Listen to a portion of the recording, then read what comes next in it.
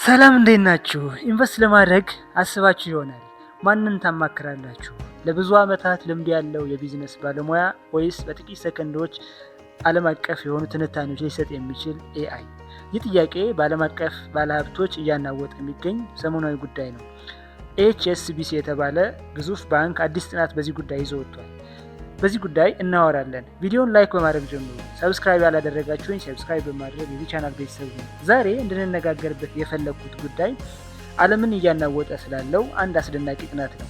ላፍታ እስኪ ያስቡት። በዓለም ላይ ካሉት ባለሀብቶች 98% የሚሆኑት ባለሀብቶች ኤአይ በዕለት ዕለት ህይወታቸው የተጠቀሙበት ነው። 83% የሚሆኑት ደግሞ ለፋይናንስ እና ኢንቨስትመንት ኤአይን ይጠቀማሉ ማለት ነው። የኤችኤስቢሲ በቅርቡ ያወጣው ማለትም በጁን 24 2026 ዓመተ ምህረት ያወጣውን የሂውማን ኤአይ አድቫንቴጅ ምን ይላል የሚለው እናያለን። ባንኩ ከ10,000 በላይ በሚሆኑ ባለሀብቶች ወይም ሰዎች ከ10 የተለያዩ ሀገራት በመምረጥ ይህንን ጥናት ሊያደርግ ችሏል ማለት ነው። ጥናቱ እንደሚያሳየው ባንኩ ማሳወቅ የፈለገው በጥናቱ ማሳየት የፈለገው የኢንተርኔት የኤአይ በሰዎች ላይ እያመጣው ያለ ተጽዕኖ ለማሳየት ነው። ብዙ ሰዎች ብዙ የቢዝነስ ኢንተርፕረነር ወይ ደግሞ የቢዝነስ አማካሪዎች ኤአይ ስራችን ቀማን እያሉ። ምክንያቱም ደግሞ ለምንድን ነው እንደዚህ የሆነበት ምክንያት? ኤአይ እነሱ በብዙ ዓመታት ለፍተው ያመጡት የሰበሰቡት ኢንፎርሜሽን እና እውቀት ለባለ ጉዳይ ለጠየቁት ሰው ኤአይ በቀላሉ በሰኮንዶች አውጥቶ አሳልፈው መስጠቱ ነው። ስለዚህ ጥናቱ ምን ይላል እስኪ እንየው። በተደረገው ጥናት እንዳልኳችሁ ከ10,000 በላይ ሰዎች ባለሀብቶች ሰብስቧል። ከነዚህ መካከል 73% የሚሆኑት ኤአይ ሙሉ በሙሉ በሚባል ደረጃ መረጃ በመሰብሰብ የገበያ እንቅስቃሴ ለመተንተን፣ የባንኩ መረጃ ለመረዳትና የባንኮች መረጃ የኩባንያዎች መረጃ ለመረዳትና ለሌሎች አገልግሎት ኤአይ ይጠቀማሉ። ጥናቱ ከተደረገባቸው ሰዎች ቁጥራቸው ቀላል የማይባል ደግሞ ኤአይ ሙሉ በሙሉ አምነው እስከ መጨረሻ ገንዘባቸውን ኢንቨስት ያደርጋሉ። አብዛኞቹ በሚባል ደረጃ ግን በመጨረሻ ውሳኔያቸው ላይ የባለሙያ ምክር እንደሚጠቀሙ የኤችኤስቢሲ ባንክ ሪፖርት ያሳያል ማለት ነው። ለመሆኑ እንዴትና ለምን ሰው እያለ ኤአይ ይጠቀማሉ የሚለው እንመልከት። መረጃዎች እንደሚያሳዩት ከሆነ 66 ባለሀብቶች ኤአይን ለገበያ ትንተናና ለምርምር ይጠቀሙበታል።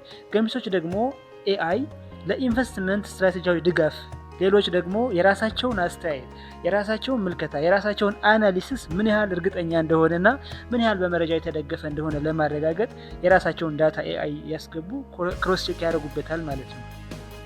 ይህ ሰዎች ኤአይ እንዲጠቀሙ ወይ ደግሞ ኢንቨስተሮች ኤአይ እንዲጠቀሙ ያደረጋቸው ምክንያት ምንድን ነው? ኤአይ በጣም በቀላሉ በነፃ ወይም በትንሽ ክፍያ ብቻ በወርሃዊ የፕሪሚየም ክፍያ $100 ወይ $200 በባለሙያዎች በሺዎች ዶላሮች ከፍለው የሚያገኙትን እውቀትና ምክር በቀላሉ እየለገሳቸው ስለሆነ ካምፓኒዎች፣ ሰዎች፣ ብዙ የቢዝነስ ሰዎች ወደ ኤአይ ፊታቸው እያዞሩ ነው ማለት ነው።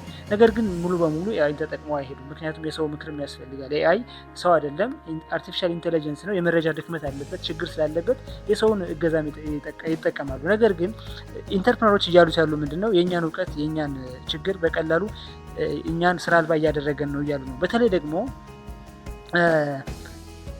ደግሞ አሁን እንደ ዩኤኢ እና ኢንዲያ ባሉ ሀገራት ያሉ ባለሀብቶች ኤአይን በመጠቀም ዓለምን እየመሩ ይገኛሉ። 98% የሚሆኑ የዩኤኢ ባለሀብቶች ኤአይ በህይወታቸው ይጠቀሙበታል ማለት ነው። ይህም የዕለት ዕለት ተግባራቸው ላይ ኤአይ እያስገቡ ይገኛሉ። ይህ ቁጥር ከአሜሪካ በ75% ከፍ ያለ ነው።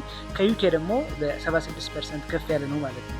ጥናቱ እንደሚያሳየው ከሆነ ኤአይ ባለሀብቶች ከባለሙያዎች ጋር እንዲቀራረቡና የቢዝነስ እውቀት እንዲኖራቸው ኤክስፐርትስ ወይ ደግሞ እነዚህ የቢዝነስ ባለሙያዎች ለአመታት ያካበቱትን እውቀት ኤአይ በሰኮንዶች አሳልፎ ለነዛ ሰዎች እየሰጠ እንደሆነ ያሳያል። ይህ ደግሞ በምሳሌ እንኳን ስናስረዳ 36% የሚሆኑ ባለሀብቶች ከአማካሪዎቻቸው ጋር ሲወያዩ ኤአይ ኮንፊደንስ እንደሰጣቸውና በነገሮች እንዲግባቡ እንዳደረጋቸው ተናግረዋል። ለመሆኑ በአሁኑ ጊዜ እያየነው ስንመጣ ኤአይ ባለሀብቶች ደፋር እያደረጋቸው ብዙ ሰዎች ኢንፎርሜሽን በማግኘት ቀጥታ እሱን እየወሰዱ የተጠቀሙበት እንደሆነ የኤችኤስቢሲ መረጃ ይዞ ወጥቷል ማለት ነው። ይህ ደግሞ በጣም ብዙ ባለሀብቶች ኦልሞስት 50% የሚሆኑ ባለሀብቶች መረጃ እየተጠቀሙ የወደፊት አናሊሲስ እየሰሩ አደጋ ከሚያመጣባቸው ነገር እየተስተካከሉና እየተጠቀሙበት እንደሆነ ራሳቸው ተናግረዋል ማለት ነው። በተለይ ወጣት ባለሀብቶች በዚህ ጉዳይ ኤአይ በጣም እየተማሙ እየተጠቀሙና ሙሉ ኢንቨስት እያደረጉ ይገኛሉ። ታዲያ ይህ እንዳለ ሆኖ እውነት ነው ኤአይ ብዙ ሰዎች ስራ እየቀማ ነው። ነገር ግን ኤአይ በራሱ አሁንም የሰዎች ኢንቮልቭመንት ከሌለው ቅድም እንዳልኳችሁ አስቸጋሪ ነው ማለት ነው። ሪያሊቲው ደግሞ ምንም እንኳን ይህን ያህል ኤአይ ቢወራለትም ሪያሊቲው በተደረገው ጥናት ሲታይ በአሃዝ ቁጥር ስንገልጸው 62% የሚሆኑ እስካሁን የተፈጠሩት ኢንቨስትመንቶች ወይም ስራዎች ወደ ቢዝነስ የገቡት ስራዎች 62% የሚሆኑት መጨረሻቸው መደምደሚያቸው ወይ ደግሞ በሰው ወይ ደግሞ በኤክስፐርቶች የተጠና ነው ማለት ነው። 32% የሚሆኑ ደግሞ አብዛኛው የቢዝነስ አማካሪ ሳይኖር በኤአይ ብቻ ግን መጨረሻ የሰው ኢንተርቬንሽን አድርገው የሰሩት የተደረጉ ቢዝነሶች አሉ ማለት ነው። የኤችቢሲ እንደማጠቃለያ የኤችኤስቢሲ ዓለም አቀፍ ስራ አስፈጻሚ ባይረን የተባሉት ሰው ምንድን ያሉት ደንበኞች ከኤአይ እኩል የባለሙያ እገዛ ይፈልጋሉ ብለዋል። ባላቸው ሪሰርች ኤአይ በሀሰት ሙሉ በሙሉ መረጃ ሊሰጥ እንደማይችል እና እንዲሁም የመረጃ ውስንነት ስላለው ሰው ስላልሆነ ባለሙያዎች ወይ ደግሞ አስፈላጊ ናቸው ብለዋል። ስለዚህ ባለሀብቶች ሁለቱ ኤአይንም ባለሙያ ምክርንም ሃይብሪድ አድርገው እንዲጠቀሙ አሳስበዋል ማለት ነው። እስካሁን በሚያሳየው ደረጃም ምንም ሰዎች ኤአይ ቢጠቀሙም ወይም ሀብታሞች ኤአይ ቢጠቀሙም ባለሙያ በመጨረሻ ውሳኔ ላይ ባለሙያ ያስተቻሉ ማለት ነው።